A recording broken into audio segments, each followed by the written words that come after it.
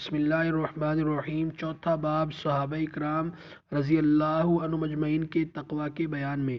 حضرات صحابہ اکرام رضی اللہ عنہ مجمعین کی ہر عادت، ہر خصلت اس قابل ہے کہ اس کو چنا جائے اور اس کا اتباع کیا جائے، اور کیوں نہ ہو کہ اللہ جل شانہ نے اپنے لاڈلے اور محبوب رسول صلی اللہ علیہ وسلم کی مصاحبت کے لیے اس جماعت کو چنا اور چھانٹا۔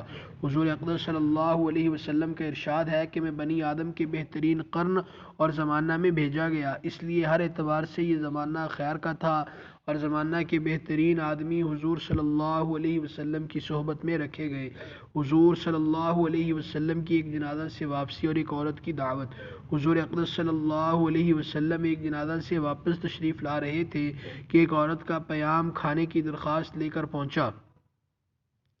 حضور صلی اللہ علیہ وسلم خدام سمیت تشریف لے گئے اور کھانا سامنے رکھا گیا تو لوگوں نے دیکھا کہ حضور اقدس صلی اللہ علیہ وسلم لقمہ چبا رہے ہیں، نگلا نہیں جا رہا۔ حضور اقدس صلی اللہ علیہ وسلم نے ارشاد فرمایا، ایسا معلوم ہوتا ہے کہ اس بکری کا گوشت مالک کی اجازت کے بغیر لے لیا گیا۔ اس عورت نے عرض کیا، یا رسول اللہ صلی اللہ علیہ وسلم، میں نے ریوڑ میں بکری خریدنے آدمی بھیجا تھا، وہاں ملی نہیں، پڑوسی نے بکری خریدی تھی، میں نے اس کے پاس قیمت سے لینے کو بھیجا، وہ تو ملے نہیں، ان کی بیوی نے بکری بھیج دی۔ حضور اقدس صلی اللہ علیہ وسلم نے ارشاد فرمایا کہ قیدیوں کو کھلا دو۔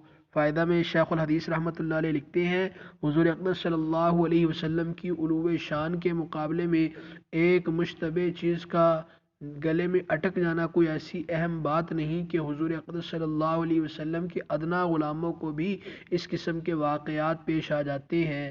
اللہ تعالی ہمیں بھی حضور اقدس صلی اللہ علیہ وسلم اور صحابہ اکرام رضوان اللہ تعالی علیہ مجمعین کی طرح تقوی اختیار کرنے کی عافیت کے ساتھ توفیق عطا فرمائے، آمین۔